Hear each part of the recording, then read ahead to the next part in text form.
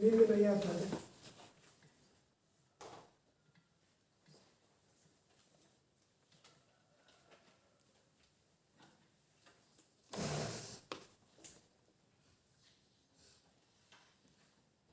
ओम शांति, ओम शांति, ओम शांति। मुरली date October 9, 2022। प्रातः मुरली अव्यक्त बापदादा revise course November 12, 1992।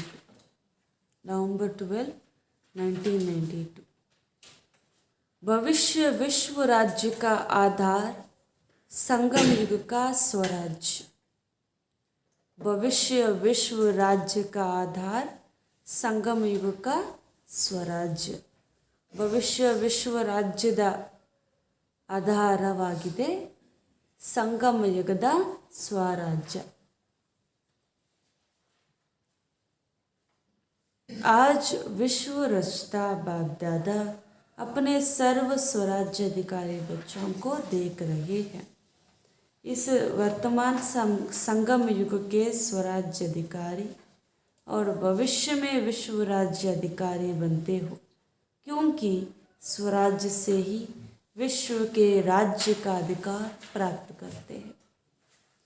ತಂದೆ ಹೇಳ್ತಿದ್ದಾರೆ, ಈ ದಿನ ವಿಶ್ವ ರಚಯಿತ ಆಗಿರುವ ಬಾಬ್ದಾದ ತನ್ನ ಸರ್ವ ಸ್ವರಾಜ್ಯ ಅಧಿಕಾರಿ ಮಕ್ಕಳನ್ನು ನೋಡುತ್ತಿದ್ದಾರೆ। ಈ ವರ್ತಮಾನ ಸಂಗಮ ಯುಗದಲ್ಲಿ ಸ್ವರಾಜ್ಯ ಅಧಿಕಾರಿ ಹಾಗೂ ಭವಿಷ್ಯದಲ್ಲಿ ವಿಶ್ವ ರಾಜ್ಯ ಅಧಿಕಾರಿಗಳಾಗಿ ನೀವೇ ಆಗ್ತೀರಿ। ಏಕೆ ಅಂತಂದರೆ ಸ್ವರಾಜ್ಯ ಅಧಿಕಾರಿಗಳೇ ಭವಿಷ್ಯದಲ್ಲಿ ಏನಾಗ್ತಾರೆ, ವಿಶ್ವ ರಾಜ್ಯ ಅಧಿಕಾರವನ್ನು ಪ್ರಾಪ್ತಿ ಮಾಡಿಕೊಳ್ಳುತ್ತಾರೆ। इस समय के स्वराज्य की प्राप्ति का अनुभव भविष्य विश्व के राज्य में भी अति श्रेष्ठ अनुभव है। ಈ ಸಮಯದ ಸ್ವರಾಜ್ಯದ ಪ್ರಾಪ್ತಿಯಾಗಿರುವ ಅನುಭವ ಏನಿದೆಯೋ ಅದು ಭವಿಷ್ಯ ವಿಶ್ವ ರಾಜ್ಯದ ಪ್ರಾಪ್ತಿಗಿಂತಲೂ ಶ್ರೇಷ್ಠವಾಗಿದೆ ಅಂತ ಹೇಳ್ತಿದ್ದಾರೆ। सारे ड्रामा के अंदर राज्य अधिकारी राज्य करते आते हैं। सबसे पहला है स्वराज्य, जिसके आधार से आप स्वराज्य अधिकारी आत्माएं अनेक जन्म सतयुग त्रेता तक विश्व राज्य अधिकारी बनते हो। तो पहला है स्वराज्य, फिर आधा कल्प है विश्व राज्य अधिकारी, और द्वापर से लेकर के राज्य तो होता ही है, लेकिन विश्व राज्य नहीं, स्टेट के राज्य बनते हैं। सारे विश्व पर एक राज्य सिर्फ सतयुग में ही होता है। तो 3 प्रकार के राज्य सुनाए। राज्य अर्थात सर्व अधिकार की प्राप्ति, सतयुग त्रेता की राजनीति, द्वापर की राजनीति और संगम युग स्वराज्य नीति, तीनों को अच्छी रीति तुम जानते हो। ಈಗ ಬಾಬಾ ಹೇಳ್ತಾ ಇದ್ದಾರೆ, ಪೂರ್ತಿ ಡ್ರಾಮಾದ ಒಳಗಡೆ ನಾವು ರಾಜ್ಯ ಅಧಿಕಾರಿಗಳಾಗಿ ರಾಜ್ಯವನ್ನು ಮಾಡಿದ್ದೇವೆ। ಅದರಲ್ಲಿ ಮೊಟ್ಟ ಮೊದಲನೇದು ಸ್ವರಾಜ್ಯ ಅಧಿಕಾರಿಗಳಾಗ್ತೇವೆ। ಈ ಸಮಯದಲ್ಲಿ ಯಾರು ಸ್ವರಾಜ್ಯ ಅಧಿಕಾರಿ ಆತ್ಮರಿರ್ತಾರೋ ಅವರೇ ಅನೇಕ ಜನ್ಮಗಳು ಸತ್ಯಯುಗ ತ್ರೇತಾಯುಗದಲ್ಲಿ ವಿಶ್ವ ರಾಜ್ಯ ಅಧಿಕಾರಿಗಳಾಗಿರುತ್ತಾರೆ। ಮತ್ತು ಸತ್ಯಯುಗ ತ್ರೇತಾಯುಗ ಕಳೆದ ನಂತರ ದ್ವಾಪರ ಯುಗದಲ್ಲಿ ಏನಾಗುತ್ತೆ ಅಂತಂದರೆ ವಿಶ್ವ ರಾಜ್ಯ ಅಧಿಕಾರಿಗಳಾಗುವುದಿಲ್ಲ, ಆದರೆ ಒಂದು ರಾಜ್ಯದ ಅಧಿಕಾರಿಗಳಾಗ್ತಾರೆ, ಸ್ಟೇಟಿನ ಅಧಿಕಾರಿಗಳಾಗ್ತಾರೆ ಅಂತ ಹೇಳ್ತಿದ್ದಾರೆ। ಈ ರೀತಿ ವಿಶ್ವದ ಮೇಲೆ ಒಂದೇ ರಾಜ್ಯ ಇರುವುದು ಕೇವಲ ಸತ್ಯಯುಗದಲ್ಲಿ ಮಾತ್ರ, ಮತ್ತು ಇನ್ಯಾವುದೇ ಯುಗದಲ್ಲೂ ಕೂಡ ಸತ್ಯಯುಗ ತ್ರೇತಾಯುಗದಲ್ಲಿ ಬಿಟ್ಟರೆ ಮತ್ತೆಂದಿಗೂ ಕೂಡ ಒಂದೇ ಒಂದು ಅಂದರೆ ಏಕ ರಾಜ್ಯ ಅನ್ನೋದು ಇರಲಿಕ್ಕೆ ಸಾಧ್ಯ ಇಲ್ಲ। 3 ಪ್ರಕಾರದ ರಾಜ್ಯವನ್ನು ಕೇಳಿಸ್ಕೊಂಡ್ರಲ್ವ, ರಾಜ್ಯ ಎಂದರೇನೆ ಸರ್ವ ಅಧಿಕಾರದ ಪ್ರಾಪ್ತಿ। ಸತ್ಯಯುಗ ತ್ರೇತಾಯುಗದಲ್ಲಿ ಹೆಂಗೆ ರಾಜ್ಯ ನೀತಿ ನಡೆಯುತ್ತೆ, ಮತ್ತು ದ್ವಾಪರದಲ್ಲಿ ಹೆಂಗೆ ನಡೆಯುತ್ತೆ, ಈಗ ನಮ್ಮದು ಸ್ವರಾಜ್ಯ ನೀತಿ ಹೆಂಗೆ ನಡೆಯುತ್ತೆ ಅಂತ ತಿಳ್ಕೊಂಡಿದ್ದೀರಿ। संगम युग का राजनीति अर्थात हर एक ब्राह्मण आत्मा स्व का राज्य अधिकारी बनता है।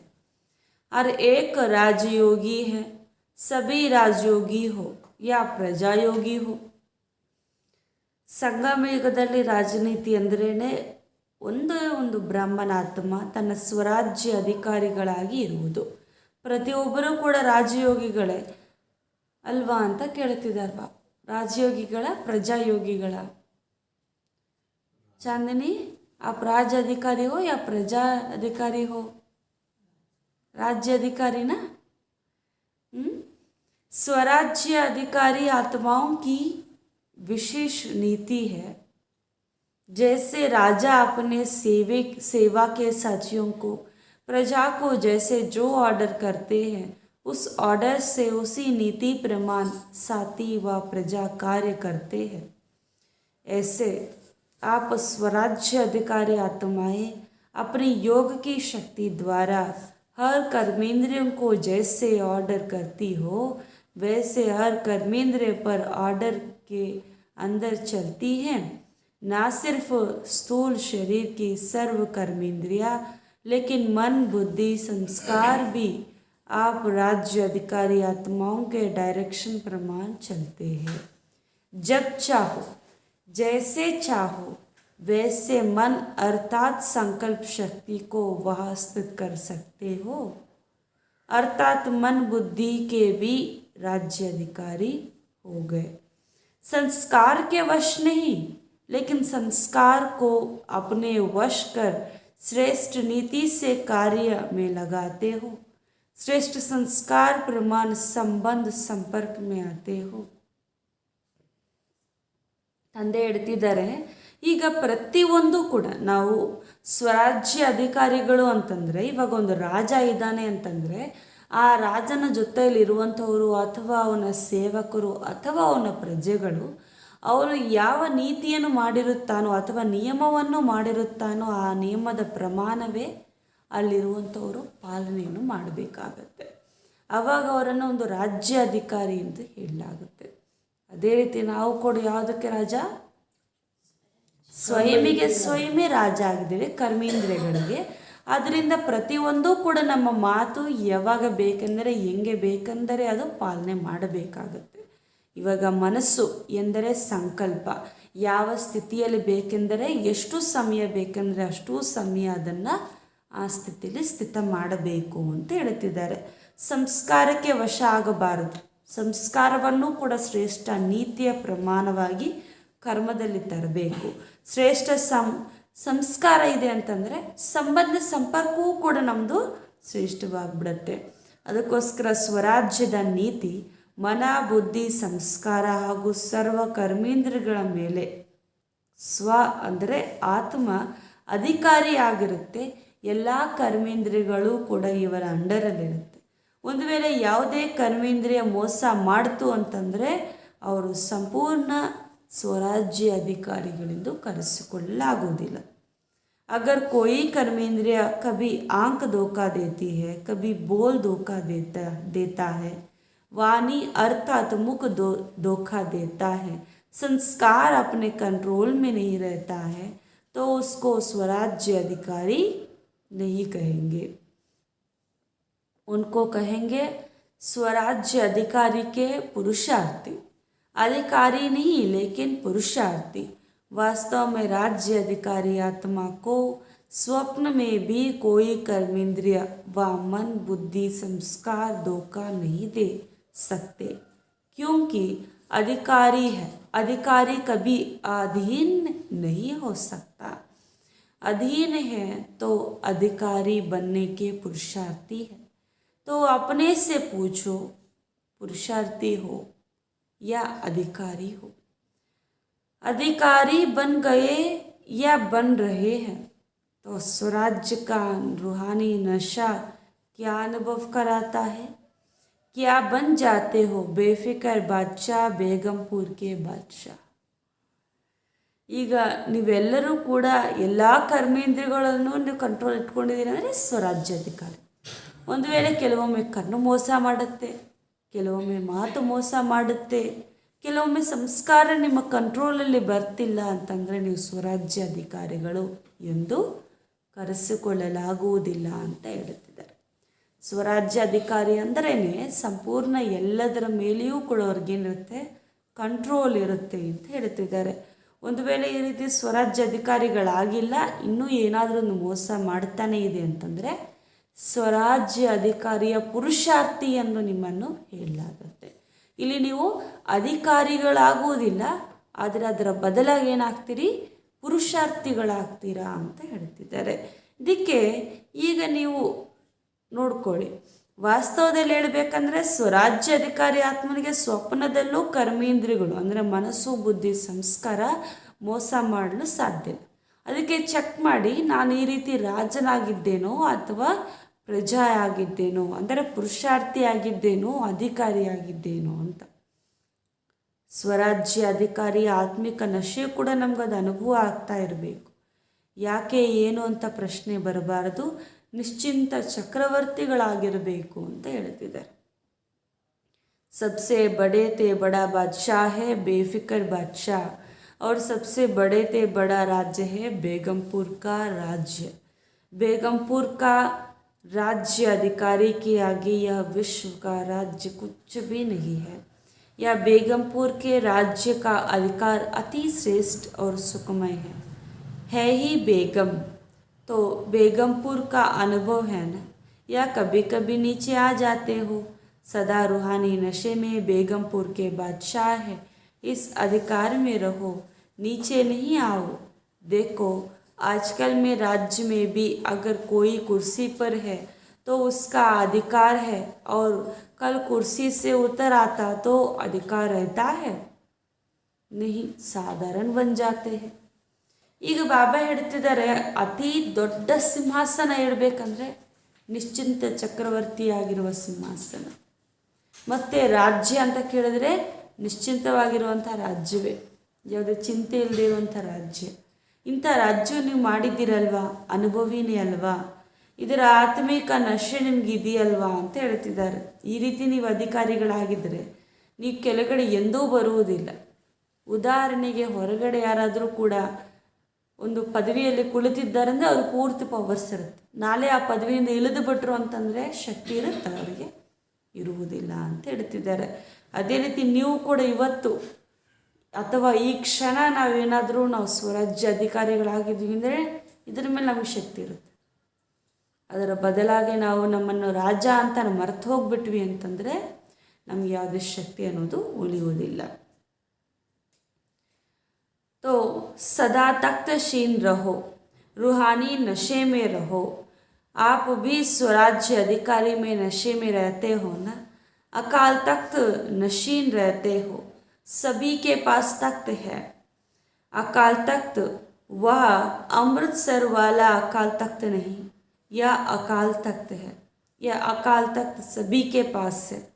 तो अकाल तख्त नशीन स्वराज्य अधिकारी किसने बनाया?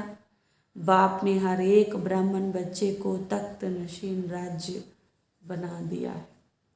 ಯಾರಿಗಾದರೂ ಬಾಬಾ ಸಿಂಹಾಸನ ಕೊಡದೇ ಇದ್ದಾರೆ? ಕೊಟ್ಟಿದ್ದಾರಾ ಬಾಬಾ? ಚಾಂದನಿ ಹತ್ರ ಸಿಂಹಾಸನ ಇದೆಯಾ?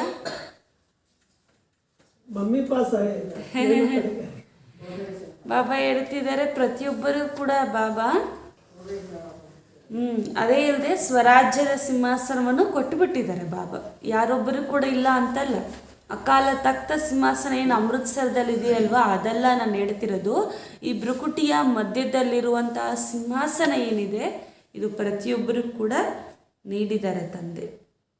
सारे सृष्टि चक्र के अंदर ऐसा कोई बाप होगा जिसके अनेक सब राजा बच्चे हो. ಬಾಬಾ ಹೇಳ್ತಿದ್ದಾರೆ, ಹೊರಗಡೆ ಯಾವುದಾದ್ರೂ ಒಂದು ತಂದೆ ಹತ್ರ ಇಷ್ಟು ಅನೇಕ ರಾಜರಿರುವಂಥ ಮಕ್ಕಳ ನೋಡಿದ್ರಾ ಅಂತ ಕೇಳ್ತಿದ್ದಾರೆ ಬಾಬಾ. ಬಾಬಾರು ಪ್ರತಿಯೊಬ್ಬ ಮಗು ಯಾರು? ರಾಜನೇ. ಲಕ್ಷ್ಮೀ ನಾರಾಯಣ ಬಿ ऐसा नहीं बना सकते. ಲಕ್ಷ್ಮೀನಾರಾಯಣಗೆ ಇಬ್ಬರು ಮಕ್ಕಳಂದರೆ ಇಬ್ಬರು ಮಾತ್ರ ರಾಜರಾಗ್ತಾರೆ ಅಷ್ಟೇ. ಆದರೆ ಬಾಬಾ ಹೇಳ್ತಾರೆ, ಇಲ್ಲಿ ನೋಡಿ ಎಷ್ಟು ಜನ ರಾಜ್ಯ ಅಧಿಕಾರಿ ಆಗಿದ್ದೀರಿ ಅಂದರೆ ಸ್ವರಾಜ್ಯಾಧಿಕಾರಿ. यह परमात्मा बाप ही कहते हैं कि मेरे सभी बच्चे कैसे हैं? ರಾಜ ಬಚ್ಚೆ ಹೇ. ನನ್ನ ಪ್ರತಿಯೊಬ್ಬ ಮಗು ರಾಜ ಮಗು ಅಂತ ಶಿವಬಾಬಾ ಮಾತ್ರ ಹೇಳ್ತಾರೆ, ಮತ್ತು ಯಾರೂ ಹೇಳಲಿಕ್ಕೆ ಸಾಧ್ಯ ಇಲ್ಲ. वैसे दुनिया में कह देते हैं या राजा बच्चा है, लेकिन बने कुछ भी नहीं, सर्वेंट बने या कुछ भी बने, लेकिन कहने में आता है राजा बेटा। लेकिन इस समय आप प्रैक्टिकल में राजयोगी अर्थात रजे राजे बच्चे हो और आपको यह नशा है, बाप को भी नशा है और बच्चों को भी नशा है। तो स्वराज्य की नीति क्या रही? ಈಗ ತಂದೆಗೆ ಮಕ್ಕಳಿದ್ದಾರೆ ಅಂತಂದರೆ ನನ್ನ ಮಗು ರಾಜನೇ ಅಂತ ಹೇಳ್ಕೊಳ್ತಾನೆ, ಬನ್ನಿ ಅವನ ಸೇವಕನೇ ಕೂಡ ಆಗಿರ್ಬೋದು. ಆದರೆ ಪ್ರಾಕ್ಟಿಕಲಲ್ಲಿ ಆಗಂತೂ ರಾಜ ಆಗ್ಲಿಕ್ಕೆ ಸಾಧ್ಯ ಇಲ್ವಲ್ಲ. ಈಗ ನೀವೇ ಅಂಥವರಾಗಿದ್ದೀರಿ, ರಾಜ ಮಗುವಾಗಿದ್ದೀರಿ ಅಂತ ಹೇಳ್ತಿದ್ದಾರೆ ಬಾಬಾ. ರಾಜ ಅಂತಂದ್ರೇನು? ನಿಯಮ ಇರುತ್ತೆ, ಒಂದು ನೀತಿ ಇರುತ್ತೆ. ಅದಕ್ಕೆ ನಿಮಗಿರುವಂಥ ನೀತಿ ಏನು ಅಂತ ಕೇಳ್ತಿದ್ದಾರೆ. ಸ್ವರಾಜ್ಯ ಅಧಿಕಾರಿಗಳ ನೀತಿ ಏನು, ನಿಯಮ ಏನಾಗಿದೆ? स्व पर राज्य हर कर्मेंद्र के ऊपर अधिकार. ಸ್ವರಾಜ್ಯ ಅಧಿಕಾರಿಗಳಂದ್ರೇ ಏನು? ಪ್ರತಿಯೊಂದು ಕರ್ಮೇಂದ್ರಿಯಗಳ ಮೇಲೆ ಅಧಿಕಾರ ಇರುತ್ತೆ ಅಂತ ಹೇಳ್ತಿದ್ದಾರೆ. ऐसा नहीं कि देखने तो नहीं चाहते थे लेकिन देख लिया, आंखें खुली थी ना, इसलिए देखने में आ गया.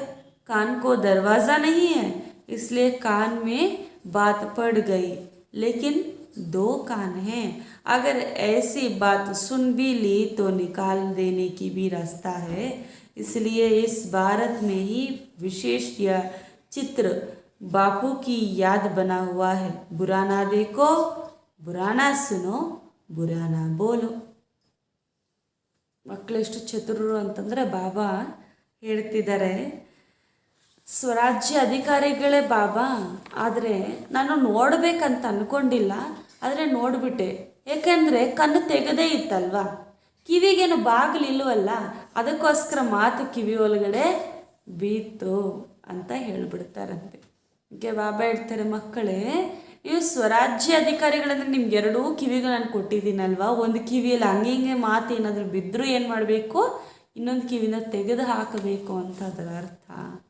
ಈಗ ನೀವು ಸ್ವರಾಜ್ಯ ಅಧಿಕಾರಿಗಳಾದ ಮೇಲೆ ಈ ರೀತಿ ಯಾವುದೇ ಕರ್ಮೇಂದ್ರಿಯಗಳಿಗೆ ಒಳಗಾಗಬಾರದು, ಅದಕ್ಕೆ ಅಧಿಕಾರಿಗಳಾಗಿರಬೇಕು ಅಂತ ಹೇಳ್ತಿದ್ದಾರೆ. ಹೊರಗಡೆ ಬಾಪೂಜಿ ಕೂಡ ಅಂದರೆ ಗಾಂಧೀಜಿಯವರು ಕೂಡ ಒಂದು ವಿಶೇಷ ಸ್ಲೋಗನನ್ನು ಚಿತ್ರೀಕರಿಸಿದ್ದಾರೆ. ಅದಕ್ಕೆ ಹೇಳ್ತಾರಲ್ವ, ಕೆಟ್ಟದ್ದನ್ನು ನೋಡಬೇಡಿ, ಕೆಟ್ಟದ್ದನ್ನು ಕೇಳಿಸಿಕೊಳ್ಳಬೇಡಿ, ಕೆಟ್ಟದ್ದನ್ನು ಮಾತನಾಡಬೇಡಿ ಅಂತ. ಅದಕ್ಕೆ ಕೋತಿಗಳನ್ನು ತೋರಿಸಿ ಬಾಯಿ ಮುಚ್ಚಿದಂಗೆ, ಕಣ್ಣು ಮುಚ್ಚಿದಂಗೆ, ಕಿವಿ ಮುಚ್ಚಿದಂಗೆ ತೋರಿಸ್ತಾರೆ. ಬಾಬಾ ಹೇಳ್ತಾರೆ, ಗಾಯನ ನಿಮ್ಮದೇ ಅಂತ. ಈ ತೀನ್ ದಿಕ್ಕಾತೆ ಹೇ, ಆಪ್ ಚಾರ್ ದಿಕ್ಕಾತೆ ಹೋ. ಇವರು 3 ತೋರಿಸ್ತಾರೆ, ಆದರೆ ನಾವು 4 ತೋರಿಸ್ತೇವೆ. ಏನದು? बुरा सोचो भी नहीं, क्योंकि पहले सोचना होता है, फिर बोलना होता है, फिर देखना होता है. इसलिए कंट्रोलिंग पावर, रूलिंग पावर रखो. राजा अर्थात रूलिंग पावर, राजा हो और रूलिंग पावर है ही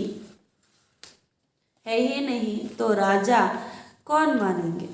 तो स्वराज्य अर्थात रूलिंग पावर, कंट्रोलिंग पावर. ಕೆ ಬಾಬಾ ಹೇಳ್ತಾರೆ, ನಾವು ಇನ್ನೊಂದೇನು ಹೇಳ್ತೀವಿ, ಯೋಚಿಸಬೇಡಿ, ಯಾವುದೋ ಕೆಟ್ಟದ್ದನ್ನು ಯೋಚಿಸಬೇಡಿ. ಇವಾಗ ನಾವು ಸ್ವರಾಜ್ಯ ಅಧಿಕಾರಿಗಳಂದರೆ ರೂಲಿಂಗ್ ಪವರು ಇರಬೇಕು, ಕಂಟ್ರೋಲಿಂಗ್ ಪವರು ಇರಬೇಕು, ನಿಯಂತ್ರಣ ಮಾಡುವಂಥ ಶಕ್ತಿನೂ ಇರಬೇಕು ನಮಗೆ, ಮತ್ತು ಅದರ ಮೇಲೆ ಆಡಳಿತ ಮಾಡುವಂಥ ಶಕ್ತಿಯೂ ಕೂಡ ನಮಗೆ ಇರಬೇಕಾಗುತ್ತೆ. ಎರಡೂ ಶಕ್ತಿಗಳಿದ್ರೇ ನಮ್ಮನ್ನು ರಾಜ ಅಂತ ಹೇಳ್ತಾರೆ, ಇಲ್ಲಾಂದರೆ ಹೇಳಲಾಗೋದಿಲ್ಲ. बाप दादा ने पहले भी सुनाया है कि कई बच्चे परखने में बहुत होशियार हैं. कोई भी गलती होती है तो नीति प्रमाण नहीं है तो समझते हैं कि यह नहीं करना चाहिए, ये सच्चे नहीं है, यथार्थ नहीं है, अयथार्थ है, व्यर्थ है. लेकिन समझते हुए भी करते रहते या कर लेते तो इसको क्या कहेंगे?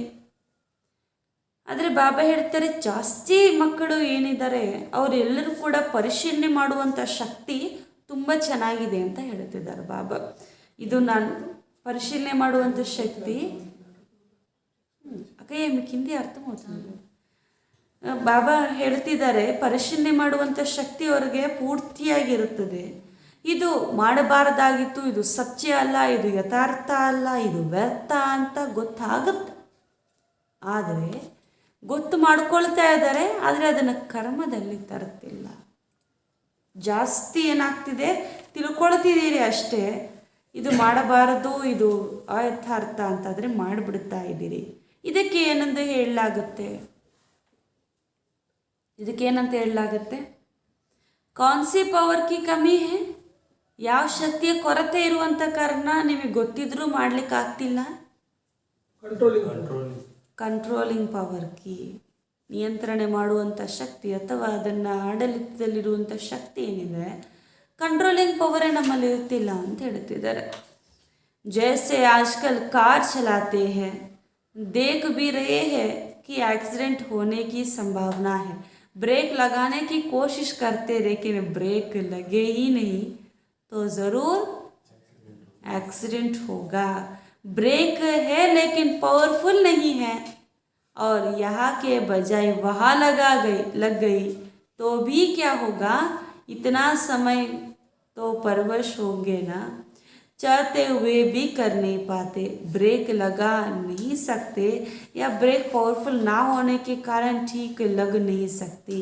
तो यह चेक करो, जब ऊंची पहाड़ी पर चढ़ते हैं तो क्या लिखा हुआ होता है? ब्रेक चेक करो, क्योंकि ब्रेक सेफ्टी का साधन है. तो कंट्रोलिंग पावर का व ब्रेक लगाने का अर्थ यह नहीं लगा हो यहाँ और वहाँ लगे, यहाँ ब्रेक लगाए और वहाँ जाकर रुके. कोई व्यर्थ को कंट्रोल करना चाहते हैं, समझते या रॉन्ग है, तो उसी समय रॉन्ग को राइट में परिवर्तन करना चाहिए. इसको ही कहा जाता है कंट्रोलिंग पावर. ऐसा नहीं सोचो, ऐसा नहीं कि सोच भी रहे हैं लेकिन आधा घंटा व्यर्थ चला जाए, पीछे कंट्रोल में आए, बहुत पुरुषार्थ करके आधे घंटे के बाद परिवर्तन हुआ तो उसको कंट्रोलिंग पावर नहीं, रूलिंग पावर नहीं कहा जाता. यह हुआ थोड़ा थोड़ा अधीन और थोड़ा थोड़ा अधिकारी, मिक्स है, तो उसको राज्य अधिकारी कहेंगे या पुरुषार्थी कहेंगे? तो अब पुरुषार्थी नहीं, राज्य अधिकारी बनो या स्वराज्य अधिकार का श्रेष्ठ मज़ा. ಈಗ ನೀವು ಮಕ್ಕಳು ಪವರ್ಫುಲ್ ಬ್ರೇಕ್ ಹಾಕಬೇಕು ಅಂತ ಹೇಳ್ತಿದ್ದಾರೆ. ಇವಾಗಿನ ಕಾಲದಲ್ಲಿ ಕಾರ್ ಓಡಿಸ್ತಾರಲ್ಲ, ಕಾರಲ್ಲಿ ಪವರ್ಫುಲ್ ಬ್ರೇಕ್ ಇರುತ್ತೆ. ನಾವು ಇಲ್ಲಿ ಬ್ರೇಕ್ ಹಾಕಿ ಅರ್ಧ ಕಿಲೋಮೀಟ್ರ್ ಆದಮೇಲೆ ನಿಲ್ತು ಗಾಡಿ ಅಂತಂದರೆ ಏನಾಗುತ್ತಲ್ಲಿ? ಆಕ್ಸಿಡೆಂಟ್ ಆಗುತ್ತೆ. ಅದಕ್ಕೆ ನಾವು ವ್ಯರ್ಥ ಸಂಕಲ್ಪಗಳು ಬುದ್ಧಿಯಲ್ಲಿ ನಡೆಯುವಾಗ ಇದು ತಪ್ಪು ಅಂತ ನಮಗೆ ಗೊತ್ತಾಗದ್ಮೇಲೆ ಅರ್ಧ ಗಂಟೆ ಆದಮೇಲೆ ಅದನ್ನು ಇಳಿಸೋದಲ್ಲ, ಆದರೆ ತಕ್ಷಣವೇ ತಪ್ಪನ್ನು ಸರಿ ಮಾಡಬೇಕು ಅಂತ ಹೇಳ್ತಿದ್ದಾರೆ. ಈಗಲೇ ಏನು ಮಾಡಿಬಿಡಬೇಕು, ನಾವು ಅದನ್ನು ಸರಿ ಮಾಡುವಂಥ ಕಂಟ್ರೋಲಿಂಗ್ ಪವರ್, ರೂಲಿಂಗ್ ಪವರ್ ಇಟ್ಕೊಳ್ಬೇಕು. ಒಂದು ವೇಳೆ ಇವಾಗ ಬ್ರೇಕ್ ಹಾಕಿ ಅರ್ಧ ಗಂಟೆ ಆದಮೇಲೆ ನಿಲ್ತಿದೆ ಸಂಕಲ್ಪಗಳು ಅಂತಂದರೆ ನಾವು ಕೆಲವೊಮ್ಮೆ ಅಧಿಕಾರಿ, ಕೆಲವೊಮ್ಮೆ ಆಧೀನರಾಗಿದ್ದೀವಿ ಅಂತ ಅರ್ಥ. ಮಿಕ್ಸ್ ಎರಡೂ ಇದೆ ಅಂತ ಅರ್ಥ. ಅದಕ್ಕೆ ಬಾಬಾ ಹೇಳ್ತಾರೆ, ಈ ರೀತಿ ರಾಜ್ಯ ಅಧಿಕಾರಿಗಳಂತ ಇವ್ರಿಗೆ ಹೇಳಲಾಗುತ್ತೋ, ಪುರುಷಾರ್ಥಿಗಳಿಂದ ಎಲ್ಲಾಗುತ್ತೋ? ಪುರುಷಾರ್ಥಿಗಳಲ್ವ. ಆದರೆ ನೀವೇನಾಗಬೇಕು? ರಾಜ್ಯ ಅಧಿಕಾರಿಗಳಾಗಬೇಕು. ರಾಜ್ಯ ಅಧಿಕಾರಿಯ ಶ್ರೇಷ್ಠ ಮಜಾ ಇದು ಅಂತ ಹೇಳ್ತಿದ್ದಾರೆ. ಅಲ್ಲಿವರೆಗೂ ನಿಮ್ಗೆ ಆ ಮಜಾ ಅನುಭವ ಆಗಲಿಕ್ಕೆ ಸಾಧ್ಯ ಇಲ್ಲ. स्वराज्य अधिकारी अर्थात सदा मौज ही मौज में रहना. मौज में रहने वाला कभी किसी बात में मूंझता नहीं है. अगर मूंझते हैं तो मौज नहीं है, तो संगम युग पर मौज ही मौज है ना, या कभी कभी मौज है. शक्तियों को, पांडवों को मौज है, तो समझा स्वराज्य की नीति क्या है और विश्व राज्य की नीति क्या है. ರಾಜ್ಯ ಸ್ವರಾಜ್ಯ ಅಧಿಕಾರಿಗಳಿಂದ ಸದಾ ಆನಂದದಲ್ಲಿರ್ತಾರಂತೆ. ಸದಾ ಮೋಜಿನಲ್ಲಿರುವಂಥವರು ಇಂದು ಕೂಡ ತಬ್ಬಿಬ್ಬಾಗುವುದಿಲ್ಲ ಅಂತ ಹೇಳ್ತಿದ್ದಾರೆ. ಅದಕ್ಕೆ ಸದಾ ಮೋಜಿನಲ್ಲಿದ್ದೀರೋ ಅಥವಾ ಆಗಾಗಿದ್ದೀರೋ? ಶಕ್ತಿಯರೇ, ಪಾಂಡವರೇ ಮೋಜಿನಲ್ಲಿದ್ದೀರಾ ಅಂತ ಕೇಳ್ತಿದ್ದಾರೆ ಬಾಬಾ. ಪಾಂಡವರು ಸಿಕ್ತಿರೋ ಉತ್ತರ ಕೊಟ್ಟರೆ ಬಾಬಾವ್ರಿಗೆ ಬೋಸ್ ಬಾಯ್ ಬಾಬಾ ಪೂछ रहे देखो क्या पूछ ಸದಾ ಮೋಜ್ ಮೇ रहते हो. ಬಾಬಾ ಹೇಳ್ತಿದ್ದಾರೆ, ನೀವು ವಿಶ್ವ ರಾಜ್ಯದ ನೀತಿ ಏನಂತ ತಿಳ್ಕೊಂಡಿದ್ದೀರಲ್ವಾ? ಚಾಹೆ ಪ್ರಜಾ है, चाहे रॉयल फैमिली है, लेकिन प्रजा प्रजा नहीं, प्रजा भी एक परिवार है. परिवार की नीति यह है, सतयुग त्रेतायुग की राजनीति. राजा कहलाते हैं, लेकिन राजा होते हुए भी परम प्रिय पिता का स्वरूप है. परिवार की विधि से राजनीति चलता है. तो चाहे राज्य कारोबार भिन्न भिन्न हाथियों में होगी, लेकिन परिवार के स्नेह की वृद्धि से कारोबार होगी। ऐसा नहीं कि राजा के पास बहुत धन दौलत हो और प्रजा में कोई को खाने पीने के लिए भी नहीं हो। द्वापर कलयुग की राजनीति में लॉ एंड ऑर्डर चलता है, लेकिन विश्व राज्य देव राज्य के समय यह नीति चलती है। लॉ नहीं, लेकिन स्नेह और संबंध से नीति चलती है। ಈಗ ನೀವು ಸ್ವರಾಜ್ಯ ಅಧಿಕಾರಿಗಳಾಗ್ಬಿಟ್ರೆ ಭವಿಷ್ಯದಲ್ಲಿ ನಿಮಗೆ ನಡೆಯುವಂಥ ರಾಜ್ಯ ಅಧಿಕಾರಿ ಹೆಂಗಿರುತ್ತೆ ಗೊತ್ತಾ? ಎಲ್ಲ ಸ್ನೇಹ ಸಂಪನ್ನವಾಗಿ ಪ್ರೀತಿಯಿಂದ ಇರುತ್ತೆ. ಅಲ್ಲಿ ಪ್ರಜೆಗಳು ಇರ್ತಾರೆ, ಆದರೆ ಪ್ರಜೆಗಳದ್ದು ಕೂಡ ಒಂದು ಪರಿವಾರ ಇರುತ್ತೆ, ಅದು ಕೂಡ ಸ್ನೇಹ ಸಂಪನ್ನವಾಗಿ ಅವರು ಸತ್ಯುಗ ತ್ರೇತಾಯುಗದಲ್ಲಿ ರಾಜನೀತಿಯನ್ನು ಪಾಲನೆ ಮಾಡ್ತಾರೆ. ಬರೀ ರಾಜನೂ ಕೂಡ ಆಗಿರ್ಬೋದು, ಆದರೆ ಅವರು ಪರಮ ಪ್ರಿಯ ಪಿತನ ಸ್ವರೂಪದಲ್ಲಿ ಇರ್ತಾರಂತೆ. ಅಂದರೆ ತಂದೆಯ ಸ್ವರೂಪದಲ್ಲಿ ಸತ್ಯುಗದಲ್ಲಿ ಎಲ್ಲರ ಪಾಲನೆಯನ್ನು ಲಕ್ಷ್ಮೀನಾರಾಯಣರು ಮಾಡ್ತಾರೆ ಅಂತ ಹೇಳುತ್ತಿದ್ದಾರೆ. ಇಲ್ಲಿ ಹೆಂಗೆ ಈ ಒಂದು ಅಧಿಕಾರದಲ್ಲಿದ್ದಾರೆ ಅಂದರೆ ಅವ್ರ ಹಿಂದೆನೇ ಸುತ್ತಬೇಕು, ಒಂದು ಕೆಲಸ ಆಗಬೇಕಂದ್ರೆ ಆ ರೀತಿ ಸುತ್ತಿಸ್ಕೊಳ್ಳೋದಿಲ್ಲ, ಆ ರೀತಿ ದುಃಖ ಕೊಡೋದಿಲ್ಲ. ಇಲ್ಲಿ ಪರಮ ಪ್ರಿಯ ಪಿತನ ಸ್ವರೂಪದಲ್ಲಿದ್ದವ್ರು ಏನು ಮಾಡ್ತಾರೆ? ಕಾರೋಬಾರ ನಡೆಸ್ತಾರೆ, ಸ್ನೇಹ ಸಂಪನ್ನವಾಗಿ ಪ್ರೀತಿಯಿಂದ ನಡೆಸ್ತಾರೆ. ಆದರೆ ದ್ವಾಪರ ಕಲಿಯುಗದ ರಾಜನೀತಿ ಲಾ ಆ್ಯಂಡ್ ಆರ್ಡರ್, ಲಾನೂ ಇರುತ್ತೆ ಅಲ್ವಾ, ಅಂದರೆ ಕಠಿಣವಾಗಿರುತ್ತೆ, ಅದು ಶಿಕ್ಷೆಗಳಿಂದ ಕೂಡಿರುತ್ತದೆ, ನಿಯಮಗಳಿಂದ ಕೂಡಿರುತ್ತದೆ. ಆದರೆ ಸತ್ಯುಗದಲ್ಲಿ ಈ ರೀತಿ ರಾಜ್ಯ ಅನ್ನೋದು ನಡೆಯುವುದಿಲ್ಲ. ಕೊಯ್ ಬಿ ಆತ್ಮ ದುಃಖ ಶಬ್ದಕ್ಕೋ ನಹಿ ಜಾನ್ತಿ ಹೈ. ಸತ್ಯುಗದಲ್ಲಿ ಒಂದು ಆತ್ಮ ಕೂಡ ದುಃಖ ಅಂದರೆ ಏನು ಅಂತ ಗೊತ್ತೇ ಆಗೋದಿಲ್ಲ. ಚಾಹೆ ರಾಜಾ ಹೋ ಚಾಹೆ ಪ್ರಜಾ ಹೋ, ಲೇಕಿನ್ ದುಃಖ ಅಶಾಂತಿ ಕಾ ನಾಮ್ ನಿಶಾನ್ ಹೈ. ಅವ್ರು ರಾಜರೇ ಆಗಿರ್ಬೋದು, ಪ್ರಜೆಗಳೇ ಆಗಿರ್ಬೋದು, ದುಃಖದ ಹೆಸರು ಗುರುತು ಸಹ ಇರೋದಿಲ್ಲ. ಹಿಂಗಲ್ಲ, ರಾಜ ತುಂಬ ಧನವಂತ, ಪ್ರಜೆಗಳು ತುಂಬ ಬಡವರು, ಆ ರೀತಿ ಕಲಿಯುಗದಲ್ಲಿ ಆಗುತ್ತೆ. ಇವಾಗಲೂ ಕೂಡ ಯಾರು ರಾಜ ಇಲ್ಲ ಬಿಡಿ, ಎಲ್ಲರೂ ಪ್ರಜೆಗಳು. ಆದರೆ ಅವರು ಸಾಹುಕಾರ, ನಾವು ಪ್ರಜೆಗಳಾಗ್ತಾ ಇದ್ದೀವಿ, ನಾವು ಇನ್ನು ಬಡವರಾಗ್ತಾ ಇದ್ದೀವಿ. ಆದರೆ ಸತ್ಯುಗದಲ್ಲಿ ಆ ರೀತಿ ಇರೋದಿಲ್ಲ. ಅಲ್ಲಿ ರಾಜನೂ ಸಂಪತ್ತು ಭರಿತಾಗಿರ್ತಾರೆ, ಪ್ರಜೆಗಳು ಕೂಡ ಸಂಪತ್ತು ಭರಿತವಾಗಿ ಇರ್ತಾರೆ. दुख क्या चीज़ है? उसका अज्ञान है, ज्ञान है नहीं. जैसे इस समय स्वराज्य के समय भी आपको बाप दादा किस नीति से चलाते हैं? स्नेह और श्रीमत. श्रीमत पर चलते रहते हैं तो कोई भी सख्त ऑर्डर करने की आवश्यकता नहीं. अगर नीति को भूलते हैं तो स्वयं को कलयुगी नीति में चलाते हैं, संपन्न होगी. आजकल के जो बड़े बड़े पदमपति हैं, उन्हों से भी ज़्यादा अपराधी का नाम निशान नहीं, क्योंकि इसका आधार क्या है? ಸ್ವರಾಜ್ಯ. ಅದಕ್ಕೆ ಬಾಬಾ ಹೇಳ್ತಾರೆ, ದುಃಖ ಅಂದರೆ ಅಂಥದ್ದು ಅಜ್ಞಾನ, ಜ್ಞಾನ ಇಲ್ಲದೆ ಇರುವಂಥದ್ದು. ಈಗ ಸಮಯದ ಅನುಸಾರ ಸ್ವರಾಜ್ಯದಲ್ಲೂ ಕೂಡ ನೀವು ಅಧಿಕಾರಿಗಳಾಗ್ಬಿಟ್ಟಿದ್ದೀರಿ. ಬಾಬ್ ದಾದಾರವರು ನೀತಿ ಯಾವ ನೀತಿಯಿಂದ ನಡೆಸ್ತಾ ಹೇಳಿ? ಸತ್ಯುಗದಲ್ಲಿ ಹೀಗೆ ಸ್ನೇಹದಿಂದ ನಡೆಯುತ್ತದೆಯೋ, ಇವಾಗಲೂ ಕೂಡ ಸಂಗಮಯುಗದಲ್ಲಿ ಬಾಬಾ ರಾಜ್ಯ ನಡೆಸ್ತಾ ಇದ್ದಾರೆ. ಇದರ ನೀತಿ ಸ್ನೇಹ ಹಾಗೂ ಬಾಬಾ ಹೇಳ್ತಿದ್ದಾರೆ ಶ್ರೀಮತ, ಸ್ನೇಹ ಹಾಗೂ ಶ್ರೀಮತ.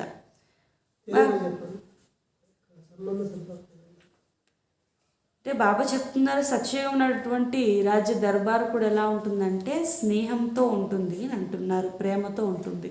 అక్కడ రాజు ఎలా ఉంటారంటే పితా స్వరూపంలో ఉంటారన్నమాట. తండ్రి స్వరూపంలో వారు ఉండి వారు అన్ని ప్రజల్ని కూడా బాగా చూసుకుంటారు. అక్కడ ఉన్నటువంటి అందరూ సంపద్భరితులే. రాజు సంపత్తుగా, ప్రజలు బికారులుగా ఉండరు. అక్కడ దుఃఖమను పేరు గుర్తు కూడా ఉండదు. అదేవిధంగా ఇక్కడ ఈ సంగమయుగంలో తండ్రి కూడా ఇక్కడ ఒక రాజ్య కారోబార్ నడిపిస్తున్నారు. ఇక్కడ స్నేహము మరియు శ్రీమతం యొక్క నీతి ప్రమాణంగా నడుస్తుంది. ఒక రాజ్యం అంటే ఒక నీతి ఉండాలి కదా, అంటే ఒక నియమం ఉండాలి కదా. అదేవిధంగా ఇక్కడ నియమం ఏమిటి? స్నేహము మరియు శ్రీమతము. श्रीमत पर चलते रहते हो तो कोई भी सख्त ಆರ್ಡರ್ करने की ಅವಶ್ಯಕತೆ नहीं. ಒಂದು ವೇಳೆ ನೀವು ಶ್ರೀಮದ್ದಂತೆ ನಡೀತಾ ಇದ್ದೀರಿ ಅಂತಂದರೆ ಯಾವುದೇ ಕಠಿಣವಾಗಿರುವಂತಹ ಆರ್ಡರು ಕೂಡ ನಿಮಗೆ ಬೇಕಿಲ್ಲ. ನೀವು ನೀತಿಯನ್ನು ಮರೆತು ಹೋಗಿದ್ರೆ, ಸ್ವಯಂ ಕಲಿಯುಗಿಯ ನೀತಿಯಲ್ಲಿ ನಡೀಲಿಕ್ಕೆ ಮೊದಲು ಮಾಡಿದ್ರೇ ಅವ ಕಠಿಣ ಶಿಕ್ಷೆ ಬೇಕಾಗತ್ತೆ. ವಿಶ್ವದ ರಾಜ್ಯ ನೀತಿ ಬಹಳ ಪ್ರಿಯವಾಗಿದೆ, ಏಕೆಂದರೆ ಅಲ್ಲಿ ಅನೇಕತೆ ಇಲ್ಲ, ಒಂದೇ ರಾಜ್ಯ. ಅನಂತ ಅಪಾರವಾಗಿರುವಂಥ ಖಜಾನೆಗಳಿರುತ್ತೆ. ಪ್ರಜೆಗಳು ಸಂಪನ್ನವಾಗಿರುತ್ತಾರೆ. ಈಗಿನ ಕಾಲದಲ್ಲಿ ನೋಡಿ, ಕೆಲವರು ದೊಡ್ಡವರು ಪದ್ಮಾಪತಿಗಳಿರ್ತಾರೆ, ಅದಕ್ಕಿನ್ನ ಕೂಡ ಜಾಸ್ತಿ ಇರ್ತಾರೆ. ಆದರೆ ಅಪ್ರಾಪ್ತಿ ಅನ್ನೋದು ಇದ್ದೇ ಇರುತ್ತೆ. ಆದರೆ ಸತ್ಯುಗದಲ್ಲಿ ಅಪ್ರಾಪ್ತಿ ಯಾವುದೇ ವಸ್ತು ಅನ್ನೋದು ಇರುವುದಿಲ್ಲ. ಇದೆಲ್ಲದಕ್ಕೂ ಆಧಾರ ಏನು? ಸ್ವರಾಜ್ಯಾಧಿಕಾರ. ಇದೆಲ್ಲ ವಿಶ್ವರಾಜ್ಯಾಧಿಕಾರದ ಬಗ್ಗೆ ತಿಳಿಸ್ತಾ ಬಂದರಲ್ಲ, ಇದಕ್ಕೂ ಕೂಡ ಆಧಾರ ಯಾವುದಾಗಿದೆ? ಸ್ವರಾಜ್ಯಾಧಿಕಾರ. इस समय संपन्न बनते हो, इसलिए परमात्मा संपत्ति की संपन्नता सच्चे दृढ़ता में अनेक जन्म प्राप्त होती है. इसलिए कहा नंबर 1 राज्य है स्वराज्य, फिर है तीसरा है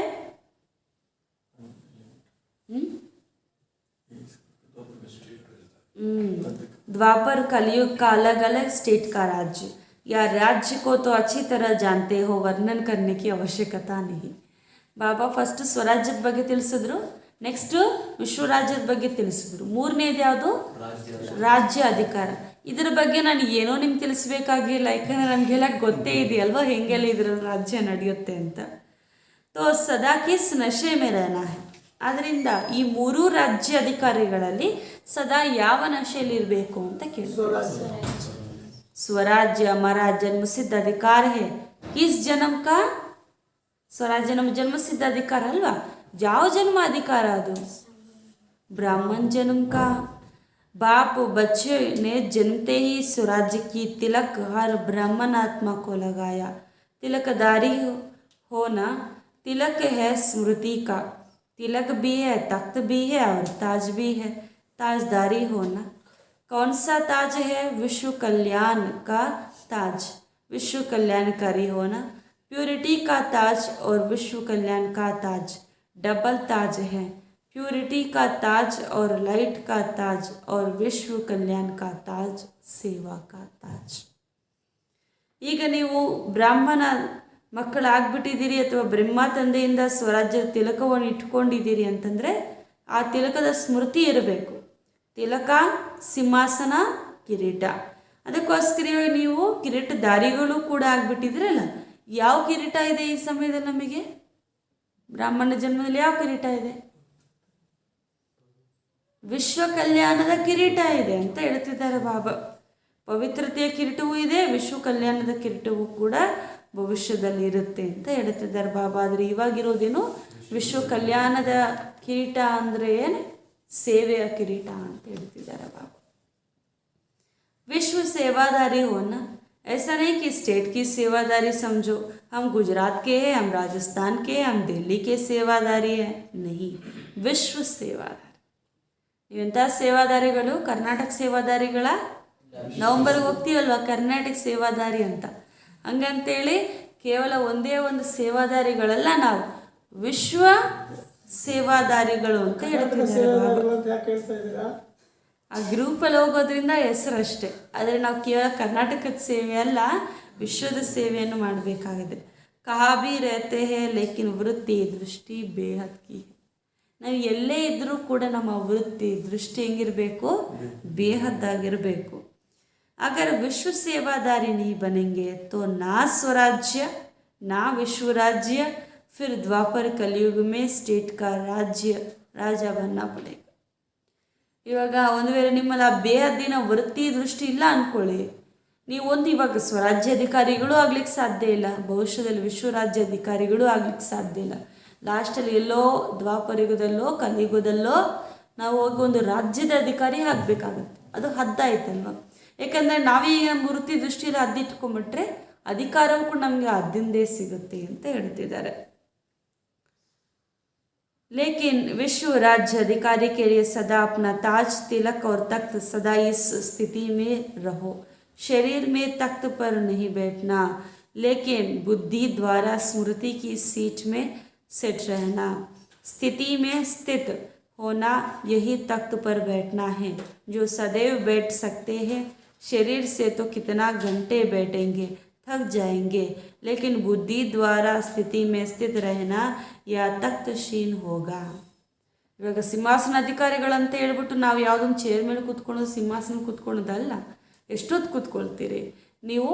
ಆತ್ಮಿಕ ಸ್ಥಿತಿಯಲ್ಲಿ ಅಕಾಲ ಸಿಂಹಾಸನದಲ್ಲಿ ಸ್ವರಾಜ್ಯಾಧಿಕಾರಿಗಳಾಗಿರಬೇಕು.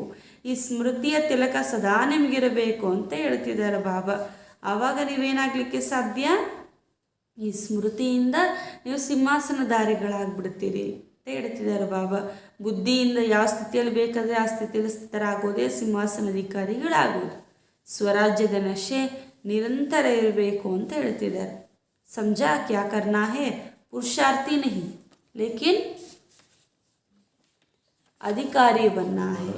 ಈಗ ನೀವು ಪುರುಷಾರ್ಥಿಗಳಲ್ಲಾದರೆ ಅಧಿಕಾರಿಗಳಾಗಬೇಕು.